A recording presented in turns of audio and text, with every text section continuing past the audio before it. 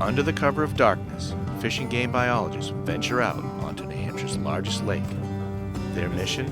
To locate the needle in the haystack. In front of Lakeshore Park, right? We usually just do this, and so that's good. Okay. This is no different than your own fish finder, a little bit more sophisticated, but it sends a acoustic pulse down through the water and gives a return. It's really that simple, and that's where we're going to be counting these primarily smelt targets tonight. And this davit arm here simply swings out so that we can deploy the tow body for each transect.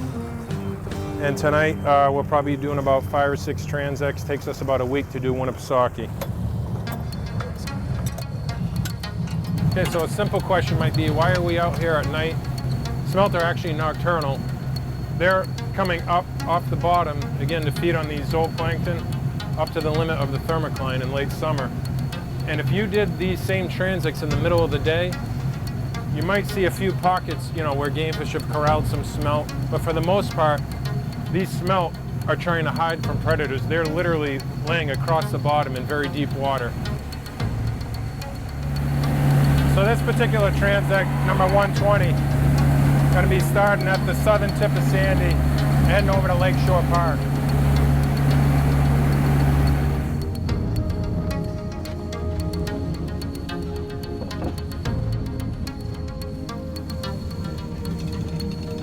Okay, so we're deploying the tow body and the transducer now. It's going to ride just below or under the boat, so those return signals when they're coming back, there's as little interference as we can get. From this point on, we're pinging, as we like to call it. This line here is the bottom. This line you see here is actually a double echo. That's ledge, really rock hard material coming off the shelf from the island.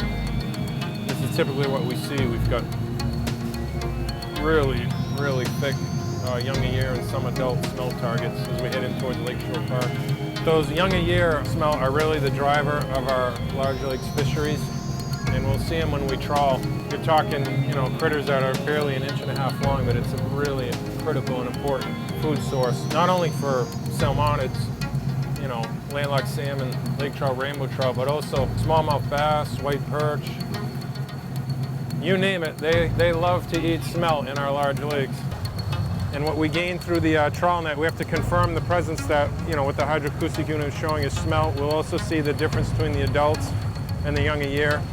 Oh, that's rather nice and interesting.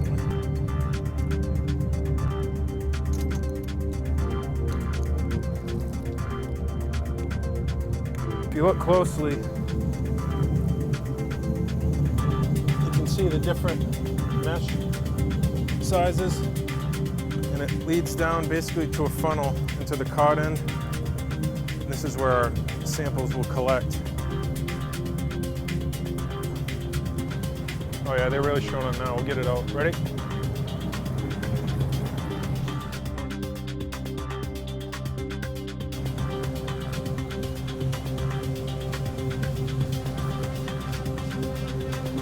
Hydraulics on.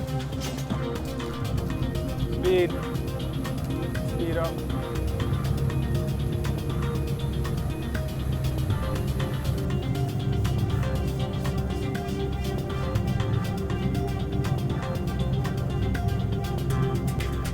And we're fishing.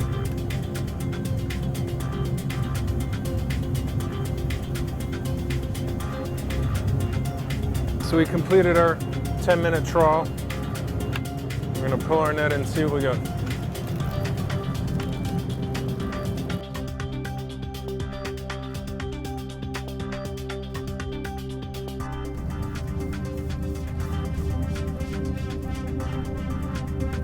But if we see healthy, or we even deem surplus smelt density, we certainly can raise our landlocked salmon stocking rates. The whole premise of the program is trying to match the rate or the amount of salmon stocked to this smelt/pelagic forage base.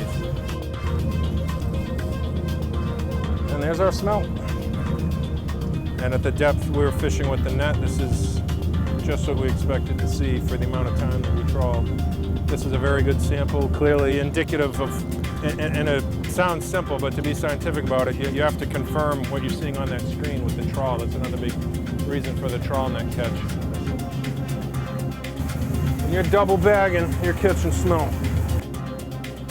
Long late nights and hard work, this unseen research benefits all that enjoy New Hampshire's large lakes.